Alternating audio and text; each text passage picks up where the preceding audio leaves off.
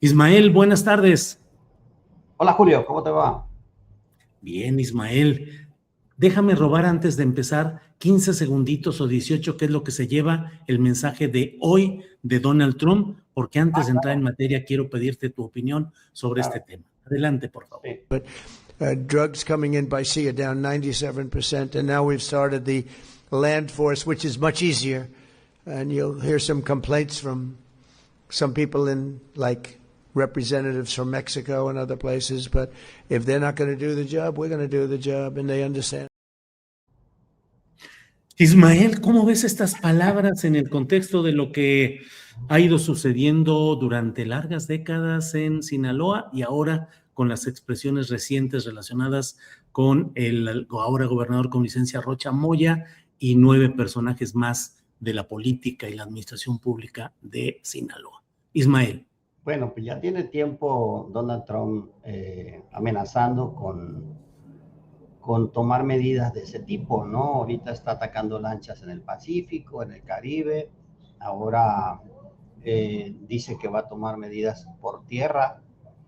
Cuando acusó a Maduro no le creímos, tampoco lo creyó Maduro y finalmente hizo aquella operación en la que se lo llevó.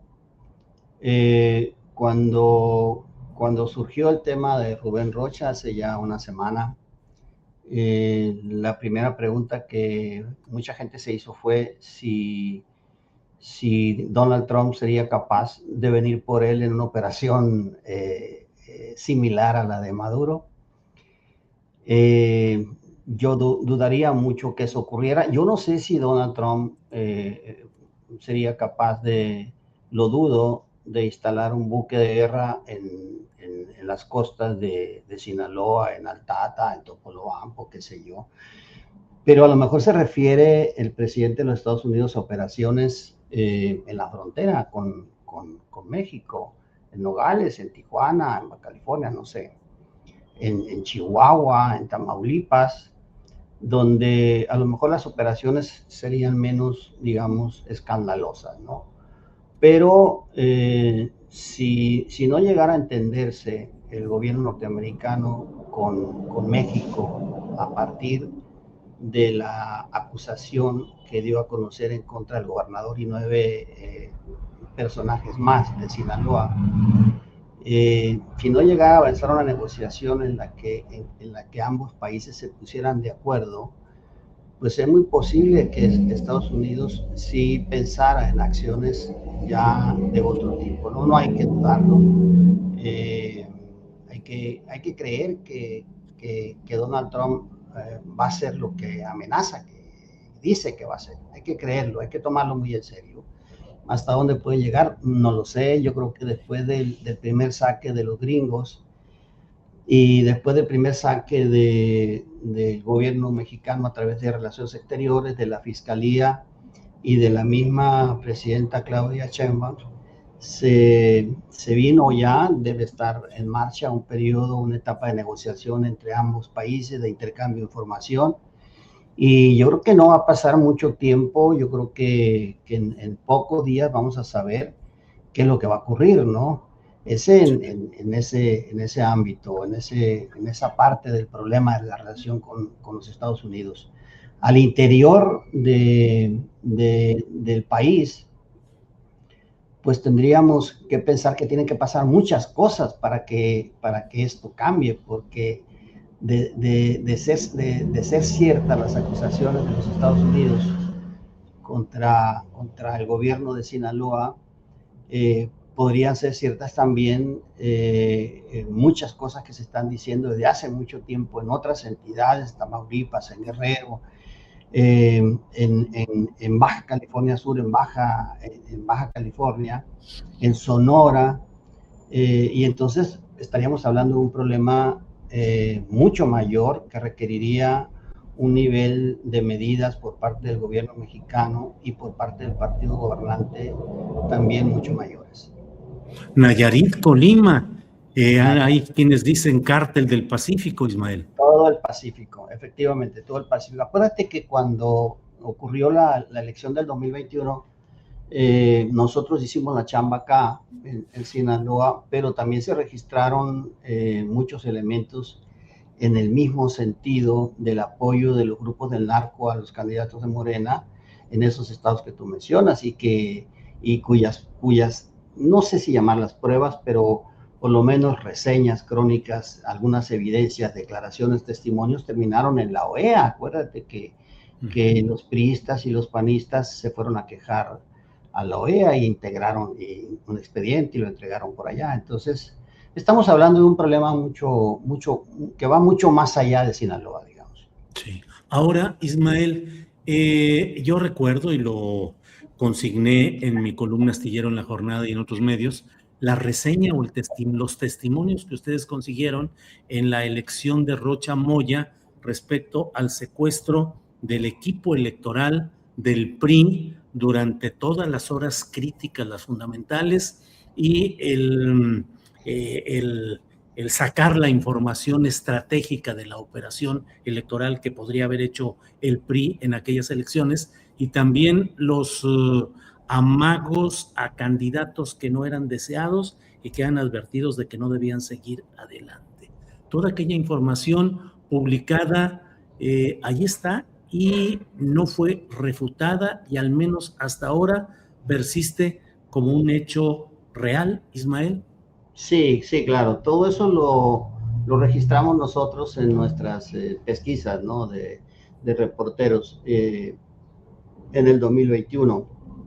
Y obviamente pues lo publicamos, ¿no? Con testimonios, con evidencias, con declaraciones. Acuérdate, la propia candidata del PRI para el municipio de Badiraguato renunció ese mismo día porque le secuestraron un hermano, se retiró, en fin, ¿no?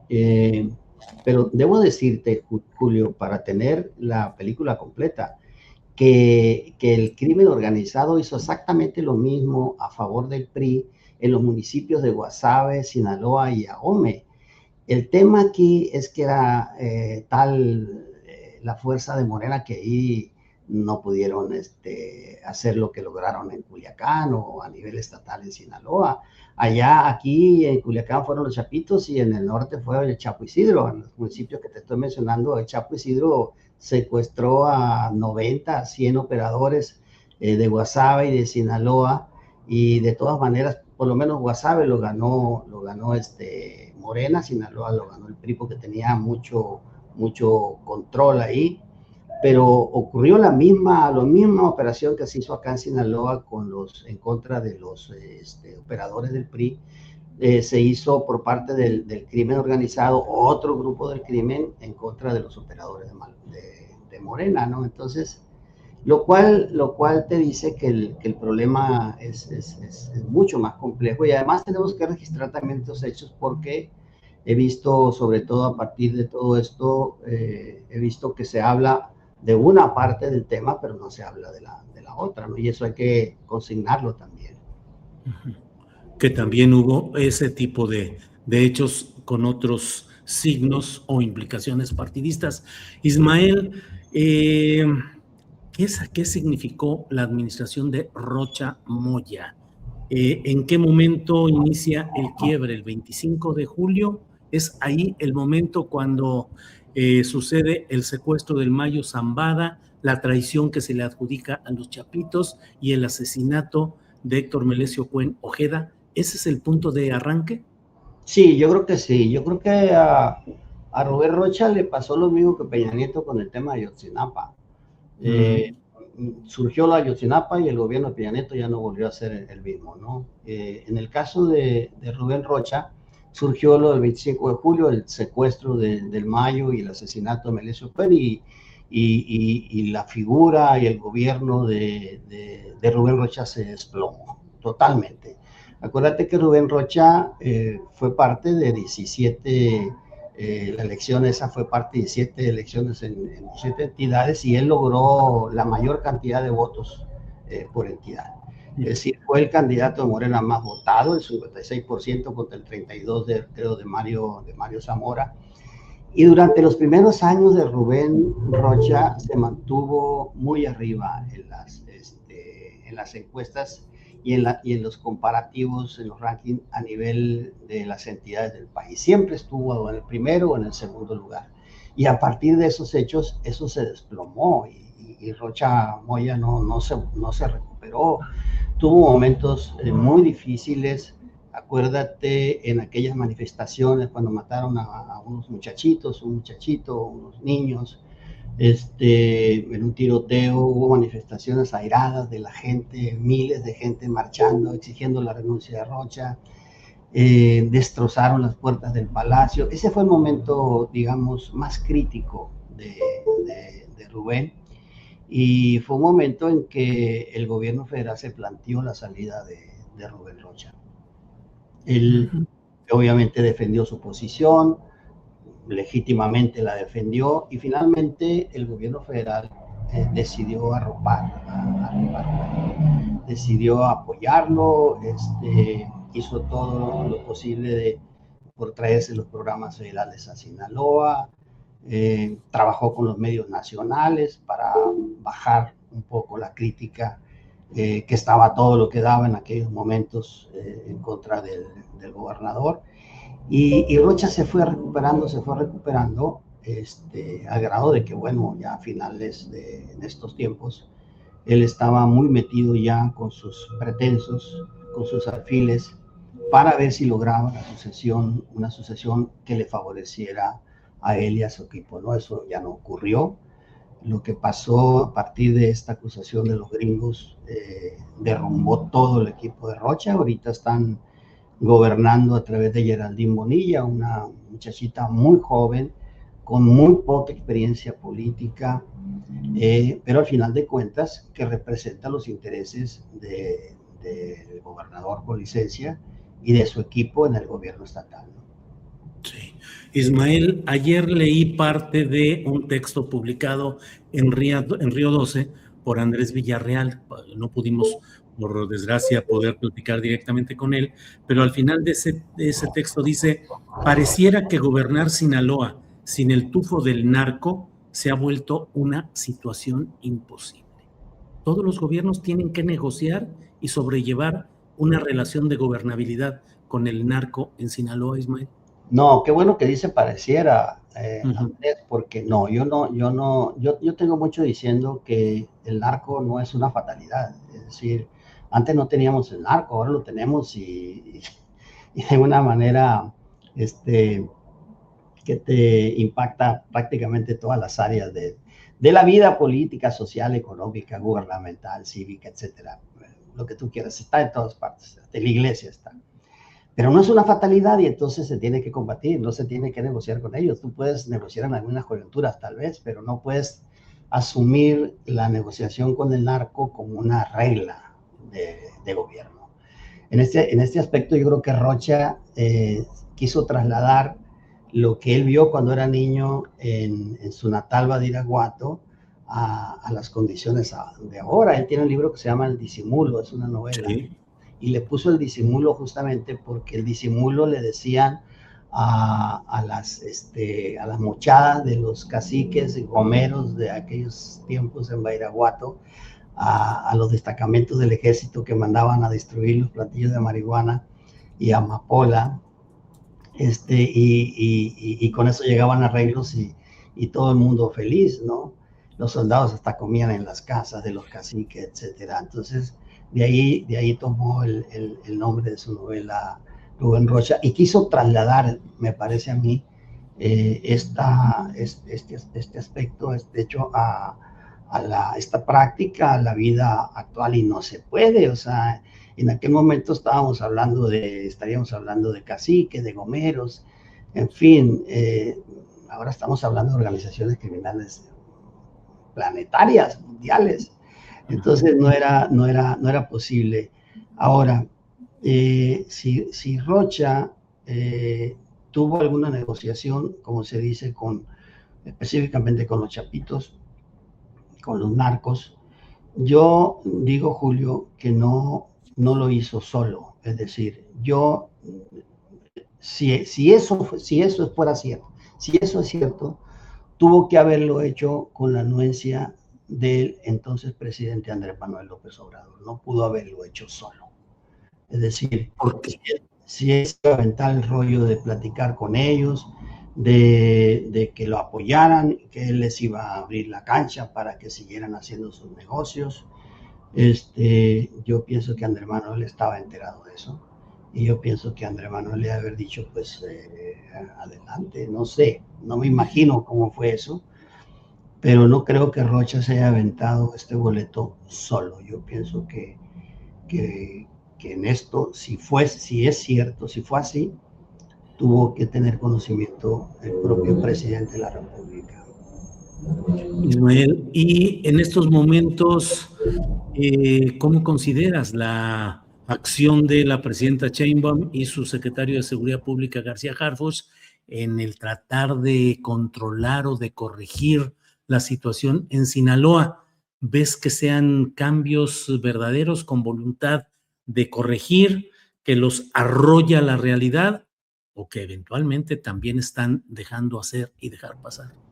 No, mira, desde que llegó Harfuch, desde que empezó la guerra, no sé, a los días, no sé si una semana, 2 semanas, no lo sé. Empezó la guerra el 9 de septiembre del 24 y desde entonces el gobierno federal puso mucha atención en esto, pues sabía más o menos cómo venía la cosa, ¿no? Que era muy complicada, había mucha gente armada, muy armada, en fin, de los dos bandos ya se vio, ¿verdad?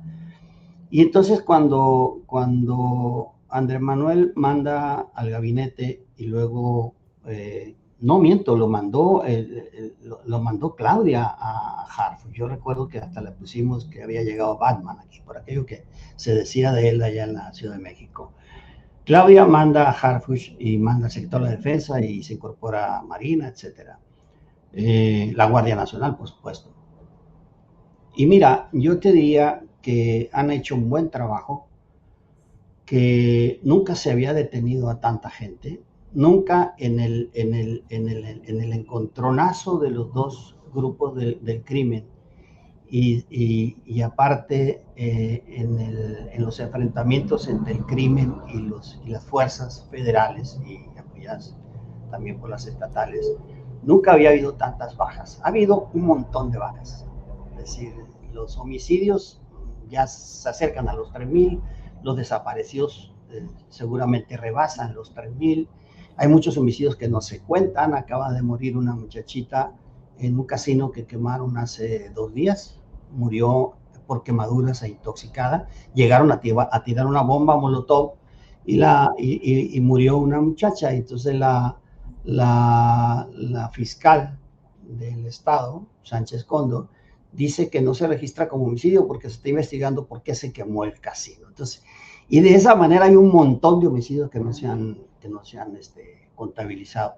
Pero regreso, yo creo que están haciendo un buen trabajo las fuerzas federales, coordinadas ahora con las fuerzas estatales, cuya directiva está en manos de elementos que ha mandado Sedena y ahora con el punto de vista de Harfuch también. Pero el monstruo era tan grande, Julio, que es imposible, ha sido imposible parar esta guerra y ha sido imposible que un grupo someta al otro grupo o que el gobierno someta a los dos grupos. O no sé si ha sido imposible, pero hasta ahora pues, se ha demostrado que no. Los grandes líderes de los dos grupos ahí están, ¿no? Lo que pasa es que se dejó crecer demasiado esto.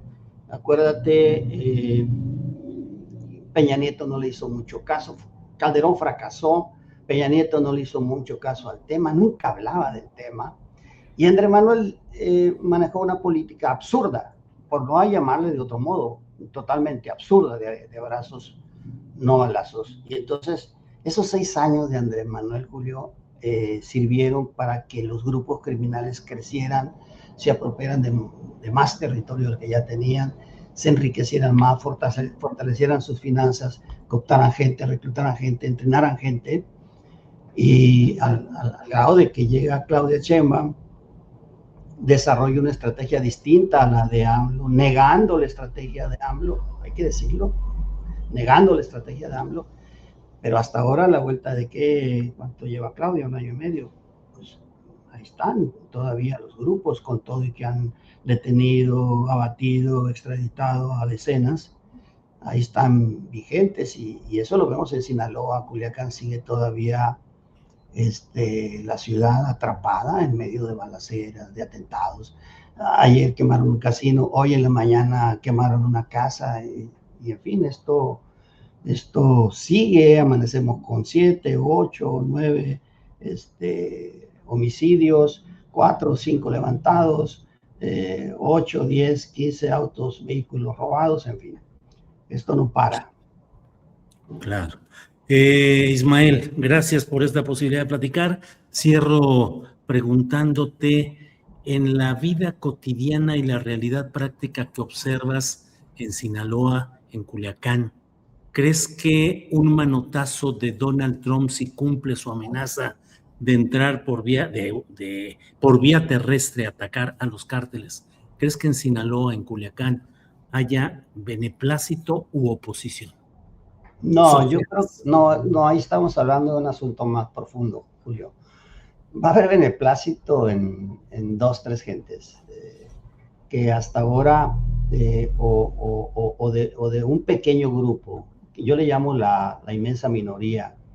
Tengo muchos conocidos ahí y me río y vacilo con ellos y les digo que son la inmensa minoría porque son muy poquitos. No, yo creo que habría beneplácito en ciertos líderes interesados de la oposición, pero acuérdate que una medida de ese tipo sí podría levantar ánimos anti-intervencionistas, anti-imperialistas, anti-gringos, de defensa de la patria, todas esas cosas. No, yo creo que no se vería bien una intervención. Ahora depende también de cómo se haga, porque si estamos hablando de una intervención tipo Maduro, un madurazo, sería un escándalo y yo creo que ni Sinaloa, ni ninguna entidad, ni el país aceptaría eso. No estamos hablando, no somos Venezuela nosotros. Claro. Pero no, yo no descarto que pudiera haber una intervención de otro tipo, más quirúrgica, y no precisamente contra Rocha o contra otros, y no solamente contra Sinaloa, a lo mejor en Baja California, en los estados donde que tú has mencionado. Entonces, no, yo creo que hay mucha gente que estaría pidiendo que eso ocurriera y que haría fiesta si eso ocurre. Pero yo creo que en la inmensa mayoría de la gente, de los mexicanos, habría oposición a una intervención de ese tipo. Ismael, pues muchas gracias por esta oportunidad de platicar. Seguiremos haciéndolo y por esta vez, a reserva de lo que desees agregar, como siempre, mi afecto y mi agradecimiento. No, Julio, nos quedamos pendientes con aquel tema. Sí. Vamos a hacer un evento sencillito el 15 de mayo, en el 9º aniversario del asesinato de Javier Valdés, y en otra ocasión te vamos a tener con mucho gusto por acá, ¿vale? Ismael, gracias, claro que sí. Muy bien, que les vaya muy bien, gracias. Para todos.